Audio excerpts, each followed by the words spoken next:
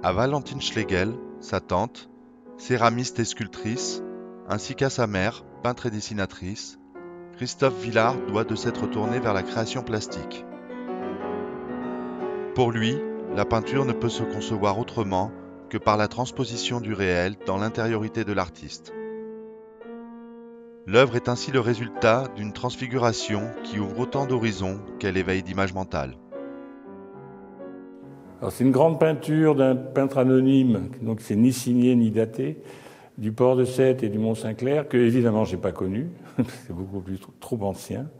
Et alors je pensais à une chose, à chaque fois que je vois une peinture très réaliste comme ça, on a beau s'appliquer le plus possible dans le détail, dans les lumières, dans les ombres, dans le traité de la peinture elle-même, c'est toujours en dehors c'est pas vraiment la réalité, c'est toujours une espèce de rêve, une interprétation de la réalité.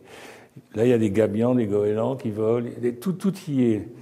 Les gréements, par contre, on ne sait pas exactement l'heure qu'il est, on ne sait pas non plus exactement la saison, mais ça, bon, c'est un peu normal. Mais moi, je suis toujours stupéfait quand on s'applique autant à essayer de reproduire la réalité, qu'en fait, on s'en éloigne, pas terriblement, mais beaucoup. C'est-à-dire que ça devient fantomatique. On voit Agde, là. Moi, j'ai jamais vu des lumières comme ça. Enfin, peut-être qu'à l'époque, ça existait, je ne sais pas. Mais enfin, moi, c'est quand même ce qui me stupéfait, c'est quand même assez remarquable, quoi. Quand monsieur se permet de peindre ça de cette façon-là, et il ne signe pas, il ne date pas, c'est chapeau, quoi.